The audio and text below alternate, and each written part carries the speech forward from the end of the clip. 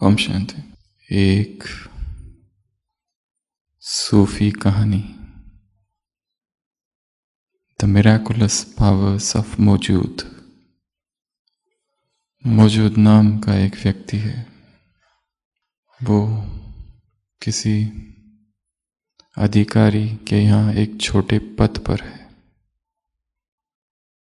अपना कार्य कर रहा है। अचानक एक दिन उसके सामने सूफियों के गुरु खिर्द, जिन्हें कहा जाता है, वो प्रकट होते हैं।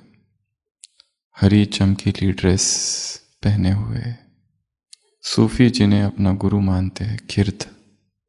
और वो खिर्द उन्हें कहते हैं, 3 दिन के अंदर सब कुछ समेट लो और नदी किनारे मुझे मिलो। वो मौजूद ये बात सुनता है, सब कुछ समेट लेता है, नौकरी छोड़ देता है। लोग कहते हैं, क्या हो गया तुम्हें, क्यों इस तरह अचानक छोड़ के जा रहे हो? वो कहते हैं, मुझे जाना होगा।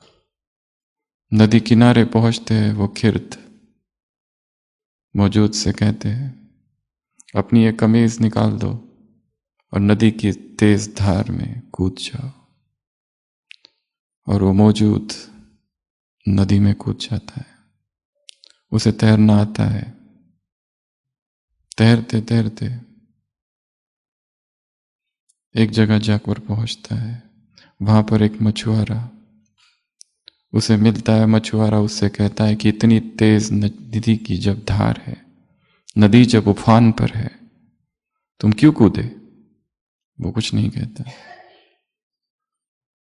परंतु वो मछुआरा उसे अपने साथ ले जाता है, उसे अपना साथी बनाता है, उसे मछली कैसे पकड़ना ये सिखाता है। उसके बदले में जब मछुआरा देखता है ये मौजूद बहुत पढ़ा लिखा है, तो उससे कुछ बातें भी सीखता है। वो मौजूद कुछ समय उस मछुआरे के पास रहता है और एक दिन अचानक वो खिर्द सूफियों के गुरु फिर प्रकट होते। कहते, आज ही रात को तुम यहां से निकल जाओ। और वो आधी रात को वहां से निकल जाता है। रेगिस्तान में पहुंचता है। वहां पर एक किसान जा रहा होता है अपने गधे के साथ। वो किसान कहता है, तुम मेरे साथ हो जाओ। वो उसके साथ हो जाता है। किसान अपने घर ले जाता है। 2-3 साल वो वहीं रहता है। कृषि की बहुत सारी बातें सीख लेता है। अचानक एक दिन फिर वो खिर्द प्रकट होते हैं। वो कहते हैं, तुम यहां क्या कर रहे हो? छोड़ो इसको, किसी दूसरे शहर में जाओ। मोसूल नाम का शहर है, वहां चले जाओ और वहां पर एक व्यापारी के घर काम करो। वो वहां पहुंच जाता है। व्यापारी के यहाँ कुछ समय काम करता है और काम करते करते खुद भी बहुत पैसे इकट्ठा कर लेता है। और जब सोच ही रहा था कि अब घर बनाऊं और अपने गृहस्थी बनाऊं, विस्तार करूं, अचानक वो खिर्द फिर प्रकट होते। कहते, तू यहां क्या कर रहा है? निकल यहां से, उस दूसरे देश चल। समरकंद नाम का एक देश है, वहां जा। और वहां जाकर एक दुकानदार है, एक पंसारी है, किराने वाला, उसके यहाँ काम कर। वो वहां से निकलकर उस किराने वाले के पास काम करता है। और काम करते करते उसमें कुछ शक्तियां प्रकट होने लगती है, मिराकुलस पावर्स। जब उसके पास समय होता है और जो जो लोग उसके पास आते हैं, उनको जो जो बीमारियां होती है, उनकी बीमारियां वो केवल स्पर्श से, संकल्प से ठीक करने लगता है। लोगों को आश्चर्य होता है, इसने कौन सी साधना की, इसने ऐसा क्या किया कि ये दूसरों की बीमारी इतनी सहजता से, इतनी आसानी से ठीक कर सकता है। उसके इर्द गिर्द धीरे धीरे फिलोसोफर्स, चिंतक, मनीषी, तर्कक शास्त्री, योगी जन मिलने आते हैं। बार बार उससे पूछते, तुमने ऐसी कौन सी साधना की, क्या तुम्हारे पास है, ये शक्तियां तुमने कैसी पाई, जो भी तुम्हारे पास आता है क्यों ठीक हो जाता है? वो मौजूद कहता है मैंने कुछ किया ही नहीं, मैं क्या बताऊं, मेरे पास बताने के लिए कुछ भी नहीं है।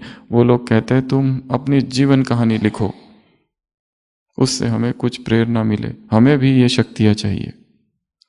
तो वो अपनी जीवन कहानी लिखता है। मैं एक अधिकारी के यहाँ कार्य कर रहा था, उसको छोड़ दिया, नदी में कूद गया, मैं मछुआरा बन गया।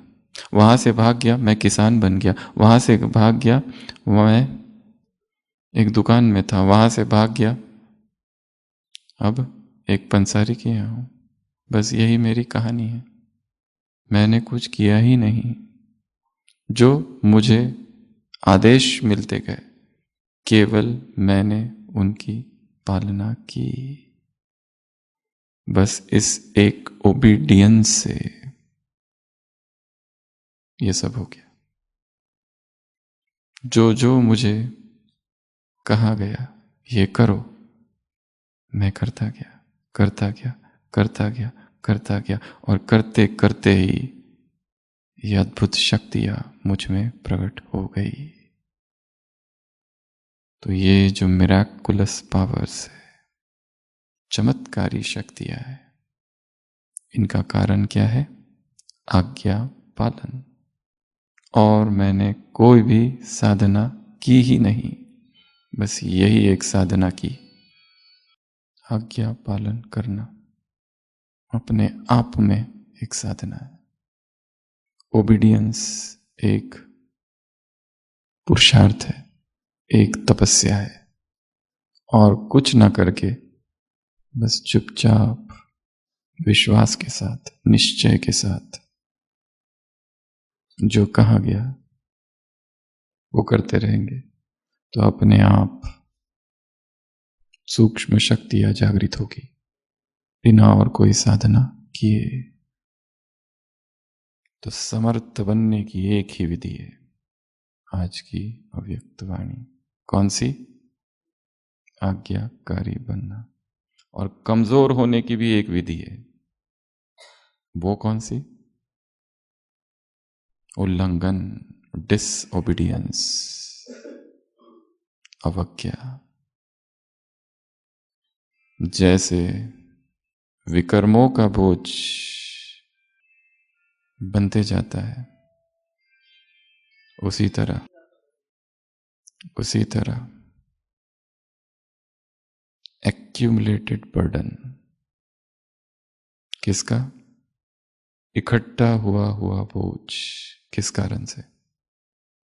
अवज्ञाओं का। अवज्ञाएं भी कौन सी? छोटी छोटी अवज्ञाएं। कहते हैं बड़े बड़े शहरों में छोटी छोटी बातें होती रहती है,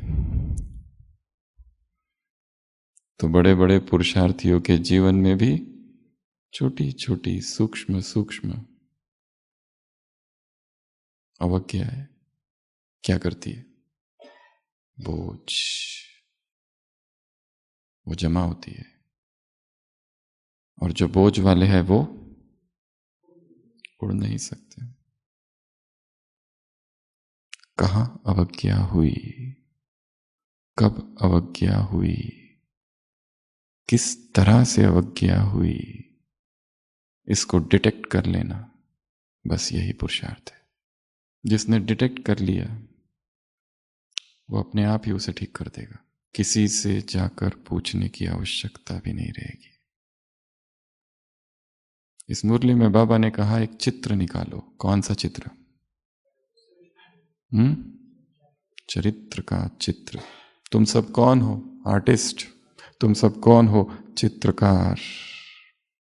एक अव्यक्त वाणी है, 24 फरवरी 1984, बाप दादा की अद्भुत चित्रशाला अभी अभी चली है, कुछ समय में, कुछ समय अर्थात 1-2-3 साल में।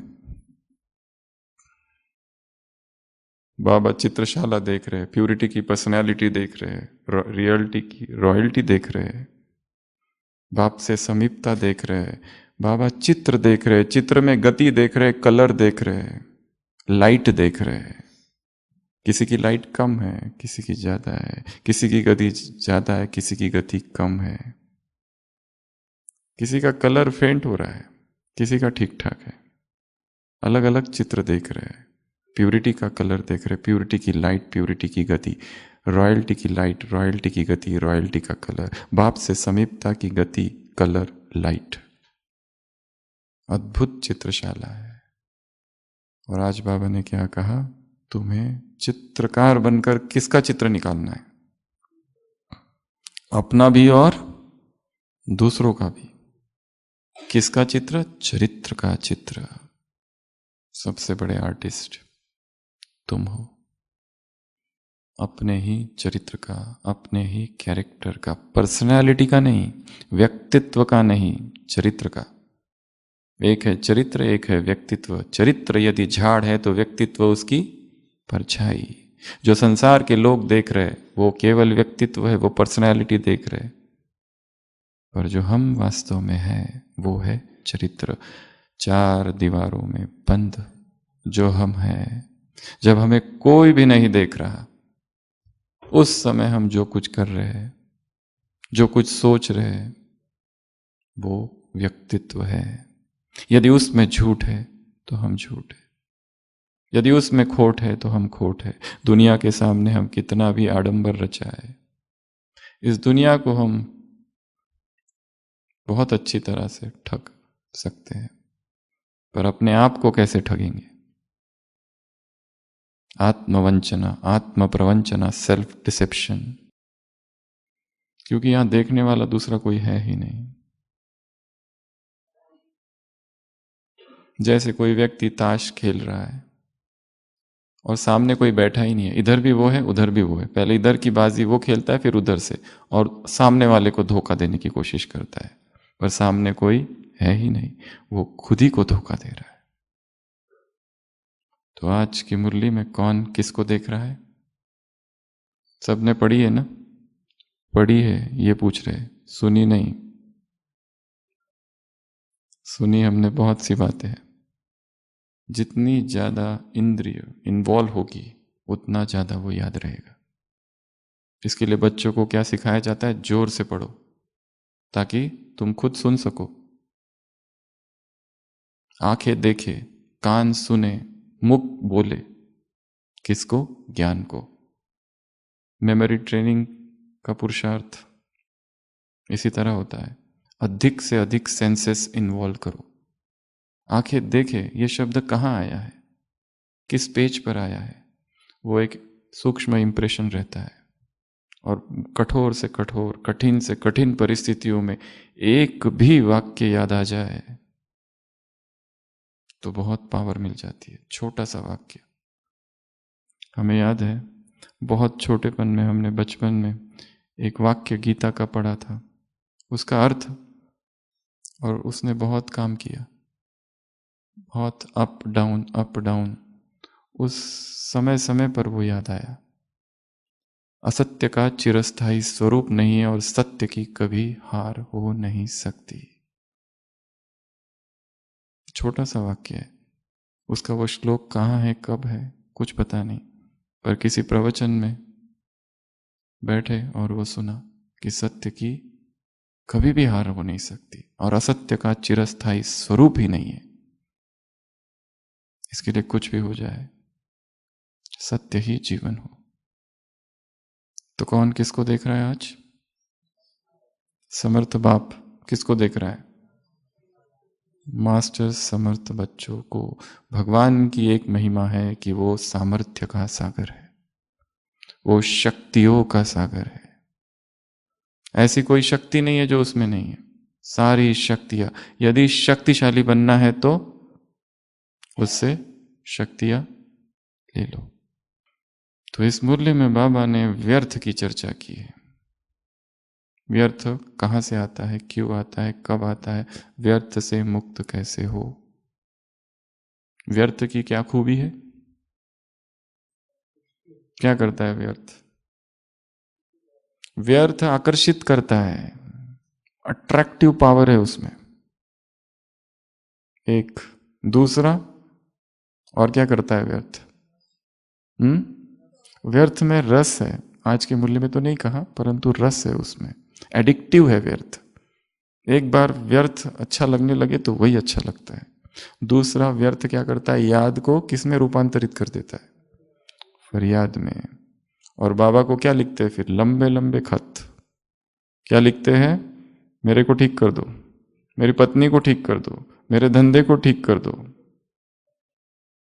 और एक बार नहीं लिखते, कितनी बार लिखते, 10 बार, 10 से भी ज्यादा बार।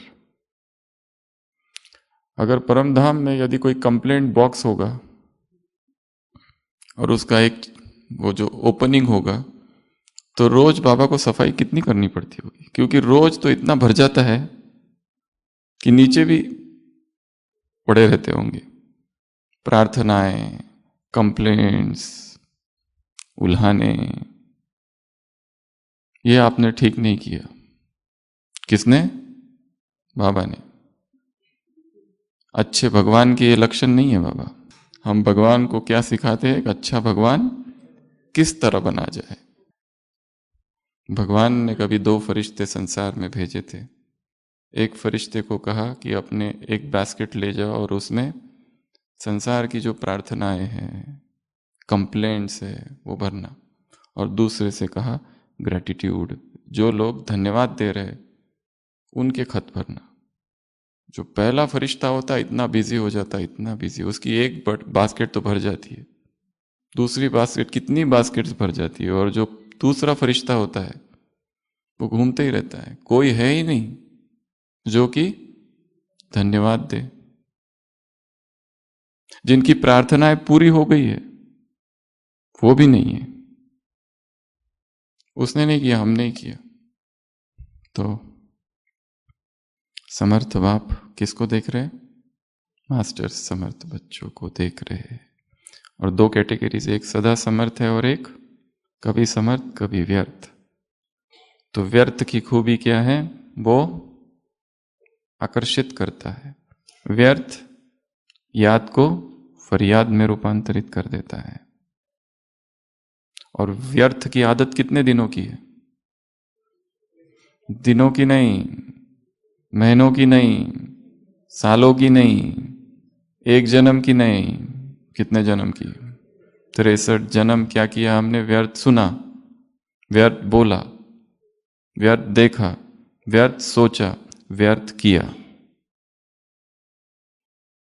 एक दिन में नष्ट नहीं होगी ये आदत।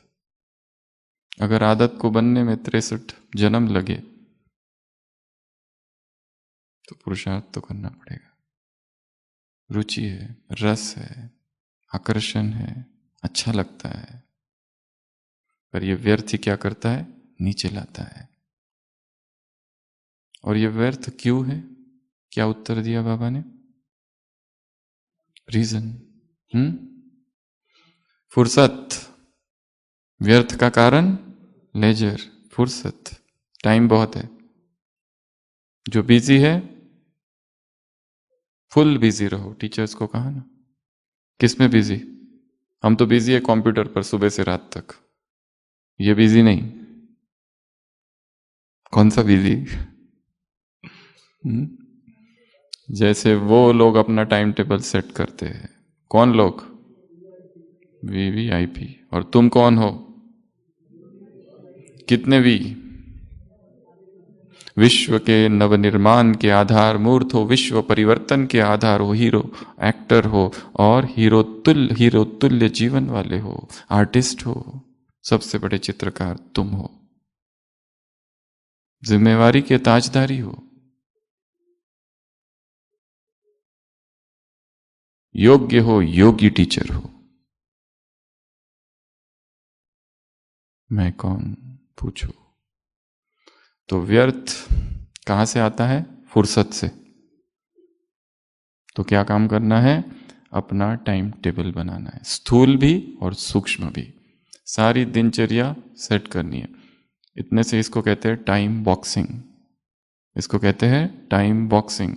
6 से 7 बजे सुबह क्या करना है, 7 से 8 बजे तक क्या करना है, 8 से 9, 9 से 10, 10 से 11, पूरा दिन का टाइम बॉक्सिंग। और दूसरा शब्द है टाइम बफरिंग, बीच में थोड़ा सा टाइम देना है।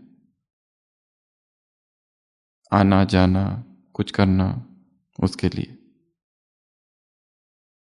15 मिनट 10 मिनट, पर व्यर्थ ना हो।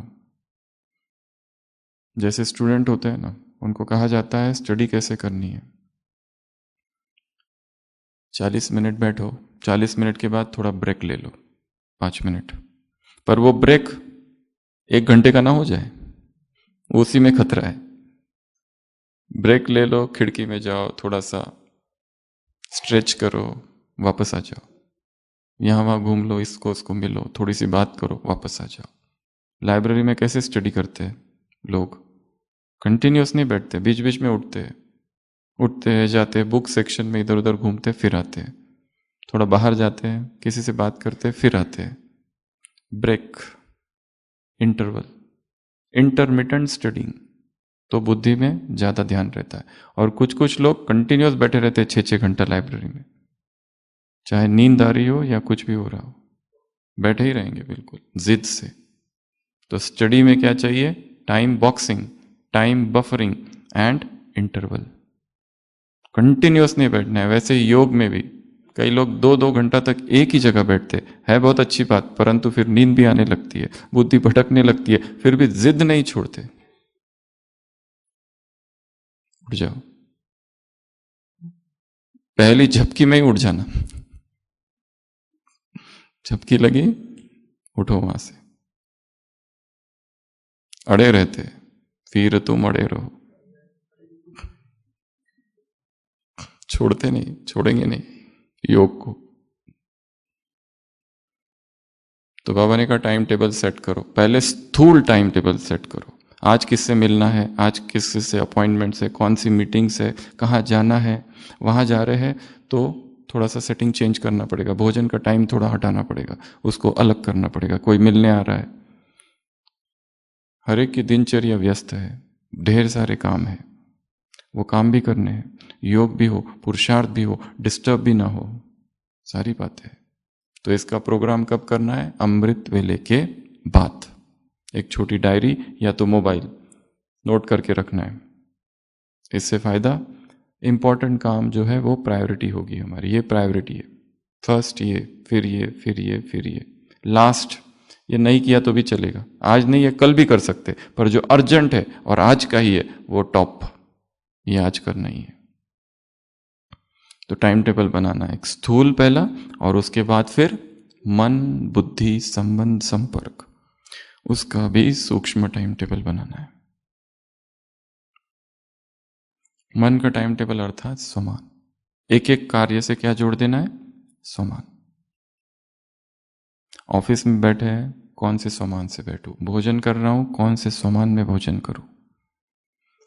आईने में देख रहा हूं, गाड़ी चला रहा हूं, भोजन बना रहा हूं, एक एक कार्य से, क्रिया से, कर्म से, एक्शन के साथ क्या जोड़ना है?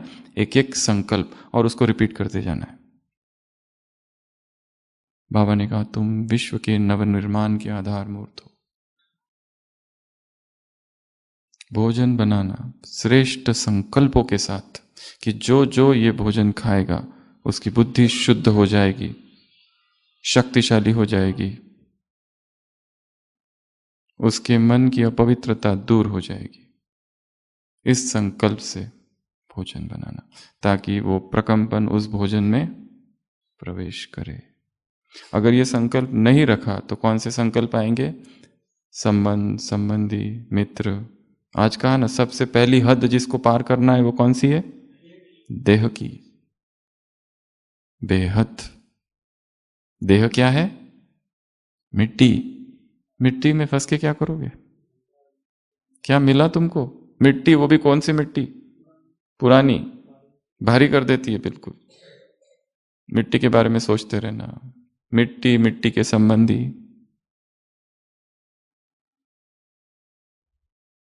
मिट्टी के रिश्तेदार, मिट्टी का बेटा, मिट्टी की बेटी, मिट्टी की माँ, मिट्टी का पिता, मिट्टी की दादी, मिट्टी के दादा, मिट्टी की बहू, मिट्टी का पोता, मिट्टी की दुनिया है। सब मिट्टी के बने हैं, क्या याद करें उनको। आज है मिट्टी का पुतला, कल टूट जाएगा, तो क्या करोगे, रोते बैठोगे।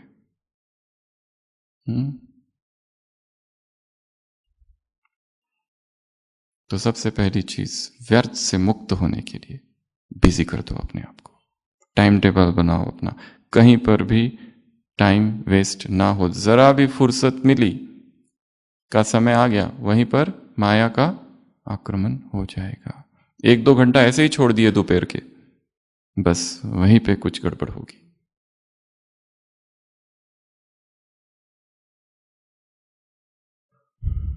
और क्या करना है व्यर्थ से मुक्ति के लिए? आज की मुरली से बिजी, टाइम टेबल। अगला, आज्ञा का पालन। आज्ञाएं मिली है, कहां से कब तक की? सुबह से लेकर तो रात तक की। 4 आज्ञाओं की चर्चा है। पहली, काम, क्रोध, अमृत वेला, दुख, न देना न लेना, चारों की चर्चा है। पहली बताई काम, इसमें सब पास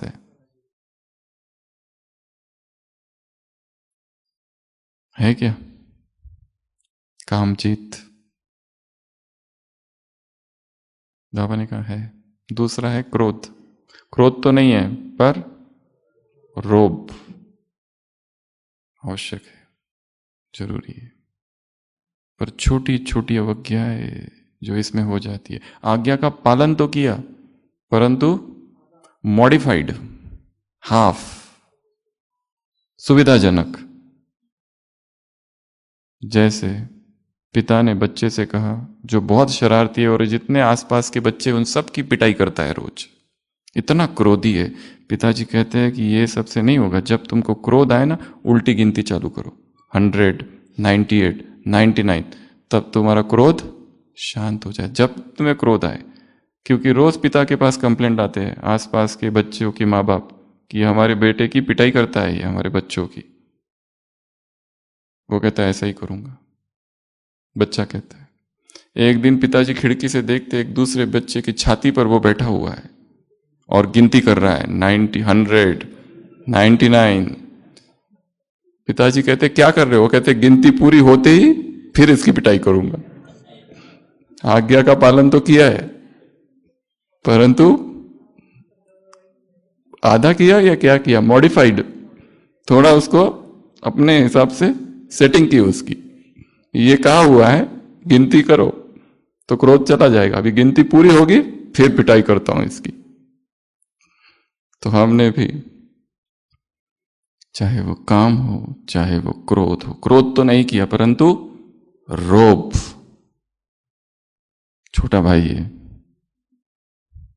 पीरू वजीर, वो बच्चू बादशाह, जरूरी है।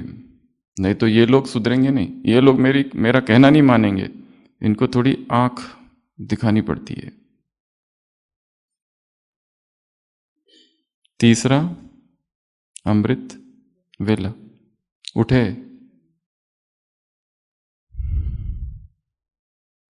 कब समय निकल जाता है पता ही नहीं चलता है कई बार नींद में। अभी अभी देखा था 4 बजे, जब थोड़ी देर के बाद देखा तो एकदम 5। 1 घंटा 1 सेकंड में कैसे निकल गया समझ ही नहीं आता है। एक है नेमिनाथ, एक है सिद्धि स्वरूप, एक है स्वीट साइलेंस और दूसरा है निद्रा का साइलेंस। अमृत वेला जल्दी और शक्तिशाली होना चाहिए। अगर ऐसी इच्छा है तो जल्दी सो जा और रात्रि भोजन कम कर देना, तो ही हो सकता है। जितना भारी पेट में डालेंगे उठना उतना मुश्किल, जितना जल्दी पूरा कर दो उतना बहुत अच्छा। बस ये 2 ही रूल है पावरफुल अमृत वेला के। Early food, early sleep. तीसरा, दुख। दूसरों को दुख तो नहीं देते परंतु खुद दुखी होता है। इसने ऐसा क्यों कहा, इसको ऐसा नहीं कहना चाहिए था। हम किस किस के मुंह में जाके पट्टी लगाए? कुछ भी करो, कुछ ना कुछ तो कहेंगे ही। सबसे बड़ा रोग क्या कहेंगे? लोग, पीपल्स ओपिनियन, पब्लिक ओपिनियन हमें बहुत ज्यादा प्रभावित करती है। परंतु जब हमें निश्चय है कि हम जिस मार्ग पर चल रहे हैं वो सत्य है, तो परवाह नहीं करनी है। फिर आग लगे बस्ती में और हम हैं अपनी मस्ती में।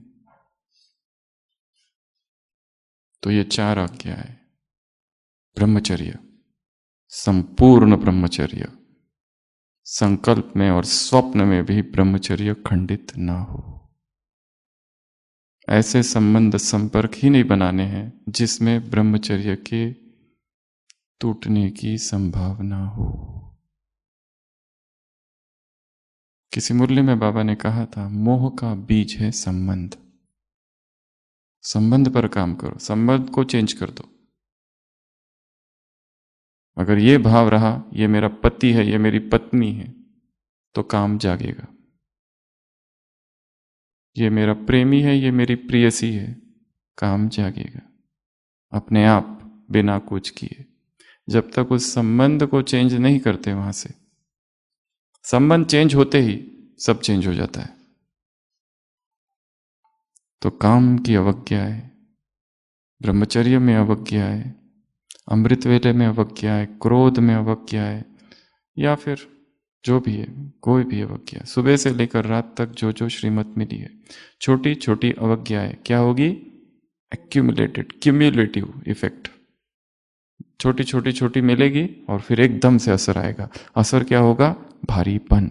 असर क्या होगा? व्यर्थ में रुचि, याद फरियाद में कन्वर्ट हो जाएगी।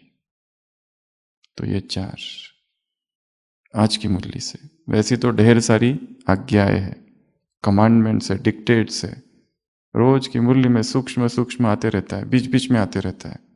पकड़ना है आज की कमांडमेंट, आज का आदेश क्या है। तो ये होगी एक बात। दूसरा, जो समर्थ आत्माएं हैं या फिर जो आज्ञाकारी है, उनकी क्या निशानियां हैं आज की मुरली से? सबसे पहली निशानी, उनको परमात्म दुआएं मिलेगी। लौकिक का उदाहरण दिया, कोई बेटा अगर आज्ञा मानता है तो उसे माँ बाप की दुआएं मिलती है। यहां पर भी वो हमारा पिता है, माँ है, उसने कहा ये करो, तो हमें क्या मिल जाएगी? तुरंत दुआएं। और परमात्मा दुआएं बहुत काम करती है। जिसके पास जितना ज्यादा दुआएं है वो उतना अपने आप आगे बढ़ता है और निर्विघ्न हो जाता है। एक दूसरा क्या होता है? डबल लाइट, उड़ती कला, हल्कापन आ जाता है। और एक तृप्ति रहती है कि बाबा ने जो आज कहा था सुबह, हमने वो किया। बाबा ने कहा था चार्ट लिखना और फिर सोना। एक है बहुत थक गए और एकदम सीधा बेड पर और सीधा कोमा में। एक है ये सोने की विधि। दूसरी विधि है चार्ट लिखना, डायरी लिखना, गुड नाइट करना, थोड़ा सा योग, कुछ पढ़ के और फिर सोना। ये करने में शुरुआत में मुश्किल है, पर धीरे धीरे सहज हो जाए। एक सोना है बातें करते करते फोन पर, मीडिया, वो सोना। तो दूसरा डबल लाइट। तीसरा क्या हो जाएगा? कौन बताएगा? विल पावर प्राप्त हो जाएगी। विल पावर, कोई भी चीज करने के लिए क्या चाहिए? विल पावर, शक्ति। जो नई चीज करनी है, जो आज तक हमने कभी की नहीं, उसको करना है। आज तक कभी उठे ही नहीं है, बहुत जल्दी, हमेशा भाग भाग के ही अमृत वेला हो रहा है। 3:30 बजे उठते, फटाफट तैयार होते और भाग के, ऐसा ही हो रहा है। थोड़ा और पीछे जाओ, 10 मिनट पीछे जाओ, 15 मिनट पीछे जाओ। पीछे पीछे जाने का पुरुषार्थ करना है, ताकि अमृत वेला वो 2-3 घंटा इतनी पावर आत्मा में भर जाए। क्योंकि सारे दिन में हमारे पास समय ही नहीं है। हर एक इतना व्यस्त है, बिजी है, ऑफिस, काम, ड्यूटी, सेवा। वो समय सुबह का ही समय है अगर देखा जाए तो, जिसमें कनेक्शन जुड़ता है, बहुत पावरफुल कनेक्शन। तो तीसरा क्या मिल जाएगा आज्ञाकारी बनने से? Will power. चौथा, चौथा, चौथा विल पावर ही आज वरदान के रूप में, वर्षे के रूप में मिल जाएगा। अब आप अभी चौथा बताओ क्या मिल जाएगा। बाबा के गीत, हाँ वो पांचवा क्या बन जाएगा। हर कर्म प्रत्यक्ष फल देने वाला हो जाएगा। क्या हो जाएगा। हर कर्म प्रत्यक्ष फल देने वाला हो जाएगा। जैसे फल खाने से शक्ति आती है, वैसे ये फल, ये बाबा का अपना स्पेशल फल है। ये प्रत्यक्ष फल शब्द किसी शास्त्र में नहीं है। कैसे दिखता है, किस रंग का है, क्या टेस्ट है, पता नहीं, पर किसी मुरली में बाबा ने कहा प्रत्यक्ष फल अर्थात अतीन्द्रिय सुख, यह है प्रत्यक्ष फल। पांचवा, खुशी में नाचते रहेंगे और कौन सा गीत गाएंगे। वाह वाह वाह वाह। छठवा, आज्ञाकारी बनने से 6 बातें बताइए। छठवा, समर्थ बन जाएंगे, शक्तिशाली बन जाएंगे। तो शक्तिशाली बनने की विधि है, आज्ञाएं जो मिली है उनको समझना है, ब्लाइंडली भी फॉलो नहीं करना है। करेंगे तो भी फायदा है, परंतु समझ के साथ, अवेयरनेस के साथ। ओबीडियंस विथ अवेयरनेस, एक होता है ओबीडियंस विदाउट अवेयरनेस। पूरा होश में ये आज्ञा है, क्यों है, क्यों करूं आखिर। श्रीमत को एनालाइज करना है, अच्छे से समझ कर जो करेंगे उनको ज्यादा और लंबा समय टिकेगा वो। तो ये 6 बातें हैं। पहली बताई, आज्ञाकारी बनने से परमात्मा दुआ है, ब्लेसिंग्स ऑफ गॉड, सारा संसार उससे ब्लेसिंग मांगता है, वो मिल जाएगी। दूसरा, डबल लाइट, एकदम हल्कापन। अभी जो मन में एक भारीपन है, निरंतर एक खींच रहती है, एक भारीपन रहती है, हल्का हो जाएगा मन। कोई भी चीज संसार की हमें भारी न करे, चाहे कैसी भी परिस्थिति आ जाए। उस समय में अपने आप टचिंग होगी कि ये करो। बाबा ने कहा अपना चित्र निकालो, अपना चरित्र का चित्र निकालो, बुद्धि क्लियर होगी। एक बहुत बड़ा इटालियन चित्रकार, इटली का शिल्पकार, चित्रकार, आर्किटेक्ट, रचनाकार माइकलएंजेलो 15वीं शताब्दी 16वीं शताब्दी में कभी हुआ। उसके जीवन में कहानी है कि वो एक बार एक मार्बल की शॉप में जाता है और मार्बल की शॉप के बाहर एक बहुत बड़ा सा पत्थर है। माइकलएंजेलो पूछता है ये पत्थर की क्या कीमत है। वो दुकानदार कहता है ये पत्थर की कीमत, इसको हमको हटाना है, ऐसे ही पड़ा हुआ है, ये कोई इसको ले जाए यहां से, हटा दे तो हमारे दुकान का थोड़ा विस्तार हो जाए, ये फालतू पड़ा हुआ है।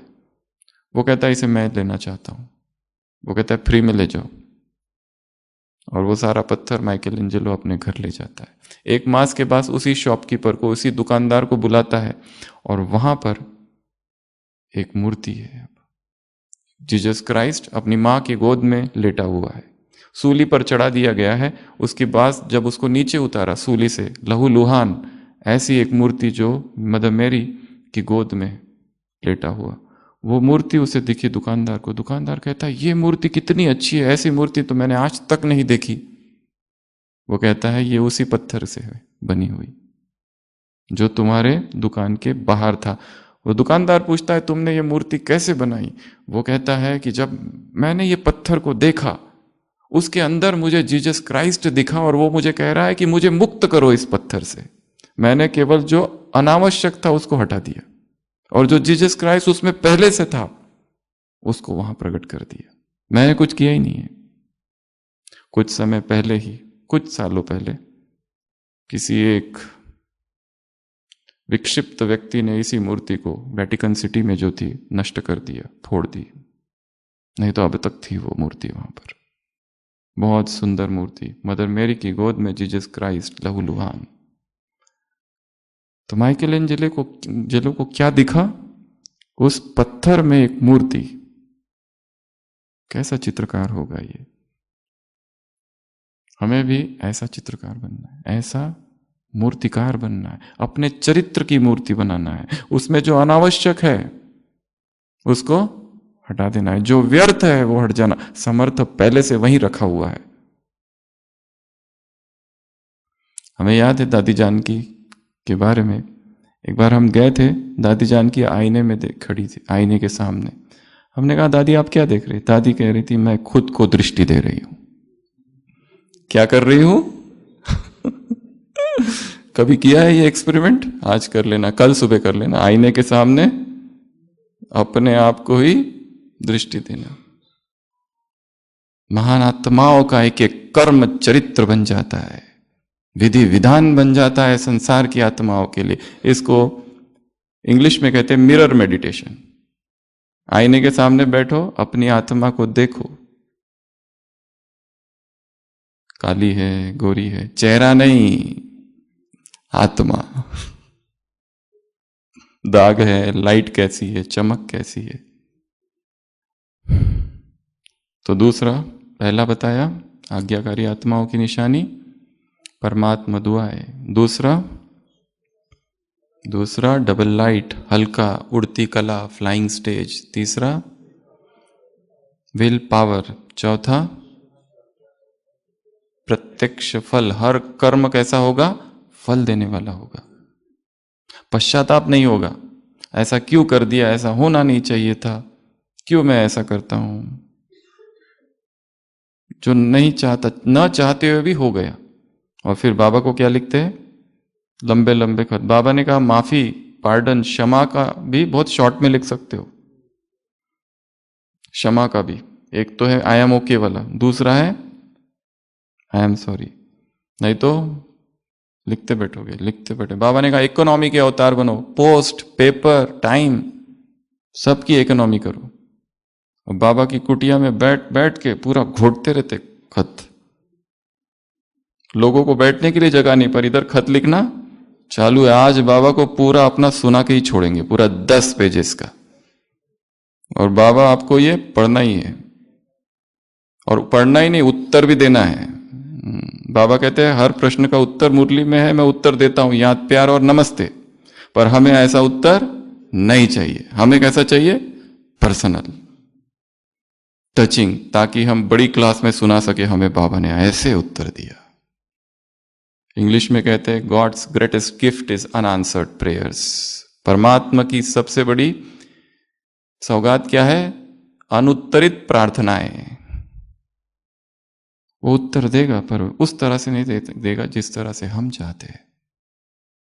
उसकी विधि, उसके वेज सब अलग है, बहुत सूक्ष्म है, गुह्य गति है उन सब में। अगला क्या होगा आज्ञाकारी बनने से?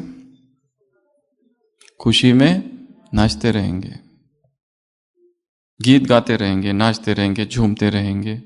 वाह बाबा वाह, वाह ड्रामा वाह, वाह बीमारी वाह, वाह घुटनों का दर्द वाह, वाह कमर का दर्द वाह, क्या बुखार है 103 बाबा, वाह वाह मजा आ गया एकदम।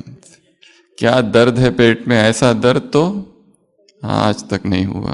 आहा, क्या सिर दर्द है, बात मत पूछो।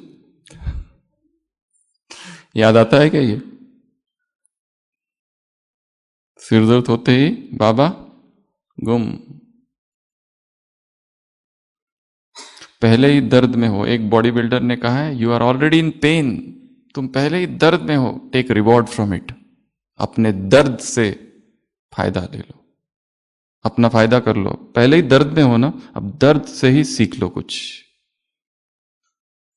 सूफी कहते हैं दर्द की सबसे बड़ी दवा कौन सी है? दर्द की दवा दर्द है, दर्द ही दर्द की दवा है। दर्द का डिस्ट्रीब्यूट कर दो। ये हाथ में दर्द है ना, इस हाथ से भी काम करो, तो इधर इधर सेम हो जाएगा। Distribution of pain. इसके लिए लोग कहते हैं एक्सरसाइज का ये एक फायदा है। इधर घुटनों में थोड़ा दर्द हो रहा है, पूरे शरीर की एक्सरसाइज करो, ये भूल जाएगा, ये चालू हो जाएगा। तो ये थोड़ा ठीक अब सेम है, डिस्ट्रीब्यूशन ऑफ पेन। अगला बताया क्या होगा? समर्थ बन जाओगे। तो समर्थ बनने की विधि क्या है? आज्ञा का पालन।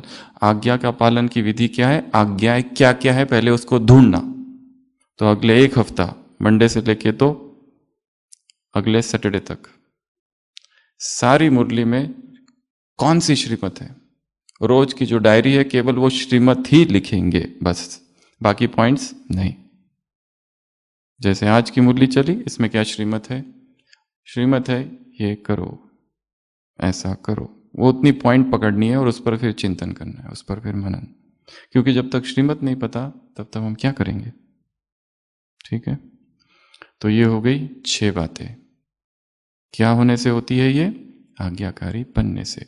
अब बाप के दोनों संबंध है, दोनों संबंधों में आज्ञाकारी। कौन कौन से? एक तो बाप और दूसरा साजन। किसी मुरली में बाबा ने कहा था 4 संबंध है, 4 स्लोगन है और 4 धारणा है। बाप, टीचर, सदगुरु और साजन। बाप के संबंध में धारणा है फरमान बरदार, टीचर के संबंध में ईमानदार, सदगुरु के संबंध में आज्ञाकारी और साजन के संबंध में वफा। और 4 स्लोगन है। कौन कौन से स्लोगन? सन शोज फादर। दूसरा, जब तक जीना है तब तक पढ़ना है। तीसरा, सदगुरु हुक्मी हुकुम चला रहा। और साजन के संबंध में तुम ही संग सब कुछ, खाना पीना सोना सब सब सब तुम्हारे साथ। 4 स्लोगन, 4 संबंध, 4 धारणाएं। 21 जुलाई 1973 अव्यक्तवाणी, अलौकिक जज वाली मुरली है। उसके बाद और क्या? टीचर से क्या कहा बाबा ने? योगी भी हो और योग्य भी हो। और क्या कहा? ताज का क्या कहा? जिम्मेदारी के ताजदारी हो। अपना ताज नीचे उतार के नहीं रखना है, बहुत भारी लग रहा है, थोड़ी देर निकाल दिया। और क्या कहा टीचर्स को? चित्रकार हो, आर्टिस्ट हो, बिजी रहना है। और क्या कहा? औरों का भी चित्र, औरों के भी चित्र, चरित्र निर्माण करना है। सबसे बड़ी शिक्षा कौन सी है? Character building. बच्चों को सब कुछ सिखा दिया, बस एक चीज नहीं सिखाई, चरित्र। कुछ फायदा नहीं। कितना भी बुद्धिमान, जो जितना अधिक इंटेलिजेंट होते हैं वो ज्यादा विकारों में फंसते हैं, क्योंकि उनकी बुद्धि विकारों को भी बहुत तेजी से ग्रहण कर लेती है। इसके लिए जो बहुत स्ट्रांग चिल्ड्रन होते, स्ट्रांग मेमोरी पावर, बहुत जल्दी ग्रास्प कर लेते हर चीज को, उनके लिए तो ये शिक्षा बहुत जरूरी है। Moral education, spiritual knowledge. क्योंकि बुद्धिमान बनने के बाद आईएएस ऑफिसर भी कोई बन गया, कितनी भी उसमें टैलेंट हो, परंतु वो इंटेलिजेंस उसको कोई घूस दे रहा है, उसको मना करने की शक्ति नहीं दे सकती। कोई भी मटेरियल स्टडी, वो पावर कहां से आएगी? अध्यात्म से। उसके बाद पार्टियों से क्या कहा बाबा ने? क्या कहा? टीचर से और एक बात कही है, कंप्लेंट वाली। कंप्लेंट नहीं, बाबा के सामने कंप्लेंट बॉक्स खोल के नहीं रखना है। एक भला व्यक्ति शरीर छोड़ता है, स्वर्ग पहुंचता है, देखता है अलग अलग डिपार्टमेंट है। पहला डिपार्टमेंट कंप्लेंट, बहुत सारे फरिश्ते लगे हुए काम करने में, इतने लोगों के कंप्लेंट आते रहते हैं। दूसरा डिपार्टमेंट देखा, प्रेयर्स, लोगों की प्रेयर आती रहती है ना। तीसरा डिपार्टमेंट देखा, रिसीव्ड, प्रेयर मतलब हो गया है काम, प्रेयर फुलफिल्ड। एक चौथा डिपार्टमेंट देखा, बेचारा एक ही फरिश्ता बैठा था, उसको काम ही नहीं कुछ, बाकी सभी डिपार्टमेंट में लोग बिजी थे। कौन सा डिपार्टमेंट होगा वो? थैंक्स गिविंग का डिपार्टमेंट। प्रार्थना पूरी हो गई, बाबा से कहा था बाबा आप ये कर दो, और जो काम हो गया, अनुभव में हमने सुनाया कि बाबा ने मेरे द्वारा कराया और मैं निमित्त हूं। मैं निमित्त हूं, ये भी निमित्त मात्र ही कह रहे हैं, किया मैंने ही। तो धन्यवाद, थैंक्स गिविंग। अमृत वेला क्या करना है? उसने आज तक हमें जो कुछ भी दिया है उसके लिए धन्यवाद। अपनी शिकायतों को थोड़ा बाहर बाजू कर दो। पति का ताला खोल दो, बुद्धि का ताला खोलो, बच्चों को ठीक से, बाबा इनका कल्याण करो, घुटने का दर्द ठीक करो।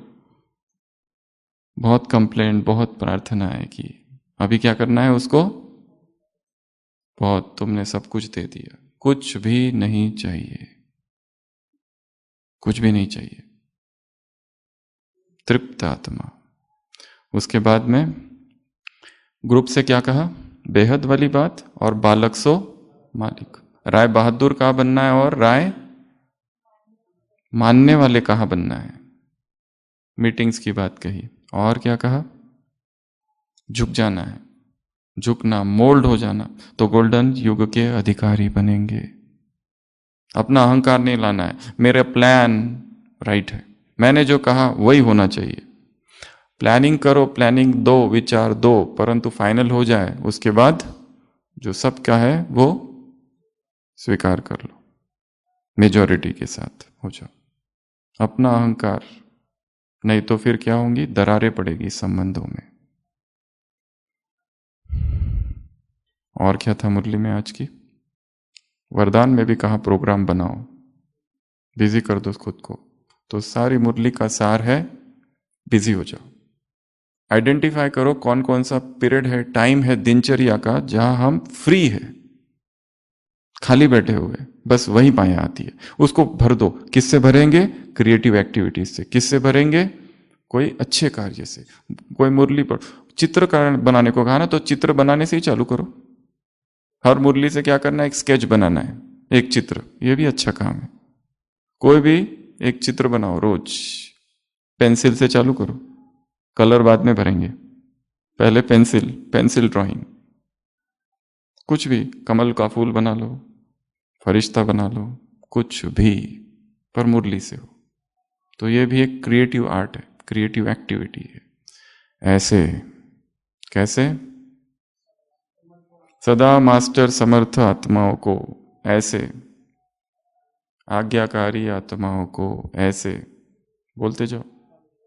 फॉलो फादर करने वाले, इसमें कहा ना स्टेप पर स्टेप, कदम पर कदम रखने वाली आत्माओं को ऐसे ऐसे, डबल लाइट आत्माओं को ऐसे, उड़ती कला वाली आत्माओं को ऐसे, व्यर्थ को समर्थ में कन्वर्ट करने वाली आत्माओं को ऐसे, दुआएं, परमात्मा दुआएं प्राप्त करने वाली, परमात्मा विल पावर प्राप्त करने वाली आत्माओं को ऐसे, सदा नाचने वाली आत्माओं को, सदा खुशी के गीत गाने वाली आत्माओं को ऐसे, शक्तिशाली आत्माओं को समर्थ शक्तिशाली और योगी योग्य आत्माओं को ताजधारी सो ताज जिम्मेदारी के ताजधारी आत्माओं को ऐसे, आज्ञाकारी आत्माओं को, आर्टिस्ट आत्माओं को ऐसे, बड़े से बड़े चित्रकार ऐसे, राय बहादुर राय मानने वाली आत्माओं को ऐसे, बालक सो मालिक आत्माओं को ऐसे, कंप्लीट बनने और कंप्लीट बनाने वाली आत्माओं को, कंप्लेंट मुक्त आत्माओं को, और अपना लेटर कितने लाइन में लिखने वाली, ओके 10-10 पेजेस का लंबा लंबा लेटर लिखने के लिए बाबा ने कहा हमारे पास टाइम नहीं है। इकोनॉमी के अवतार आत्माओं को ऐसे, हाँ, प्रत्यक्ष फल खाने वाली आत्माओं को, कितनी बार दिन में, खाते ही रहो, तंदुरुस्त रहेंगे। और शक्तिशाली आत्माओं को ऐसे, मायाजीत आत्माओं को ऐसे, हीरोइन, हीरो, एक्टर, हीरो तुल्य जीवन, विश्व के आधारभूत, विश्व के नवनिर्माण के आधारमूर्त आत्माओं को, विश्व के परिवर्तन के आधारमूर्त आत्माओं को ऐसे, वी वी वी वी वी वी वी वी वी वी, कितने वी, कितने 100 अनगिनत नहीं बोलो, थोड़े ये चाहिए, अनगिनत बोले हाथ में कुछ नहीं आता है, थोड़े 5 लगा दो, 3 लगा लो तो ठीक है, 10 ठीक है, हाँ 21 ठीक है, 21 वी वाली आत्माओं को, 21 तोपों की सलामी ऐसे, ऐसे दिल से फलक से कहने वाली आत्माओं को, क्या कहने वाली आत्माओं को, मेरा बाबा नहीं, स्लोगन बाप मेरे साथ है, ये कहने वाली आत्माओं को ऐसे ऐसे ऐसे, हाँ टाइम टेबल अपना चेक करने वाली आत्माओं को, बिजी रहने वाली आत्माओं को, फुल बिजी रहने वाली आत्माओं को औरों को भी बिजी करने वाली आत्माओं को, ऐसे चरित्रवान आत्माओं को, अपने चरित्र का चित्र बनाने वाली महान चित्रकार आत्माओं को। भगवान स्वयं चित्रकार है। ऐसी खुश करना और विचित्र ऐसी रूहानी नशे में रहने वाली आत्माओं को, वो नशा तो कम हो जाएगा, ये नशा जाएगा नहीं, आत्मिक रूहानी नशे में रहने वाली आत्माओं को, और मुरली को पूरा घुट घुट पी जाने वाली आत्माओं को, एक शब्द भी इधर का उधर ना बचे, कहीं बचत के छूटने ना पाई, पूरा उसको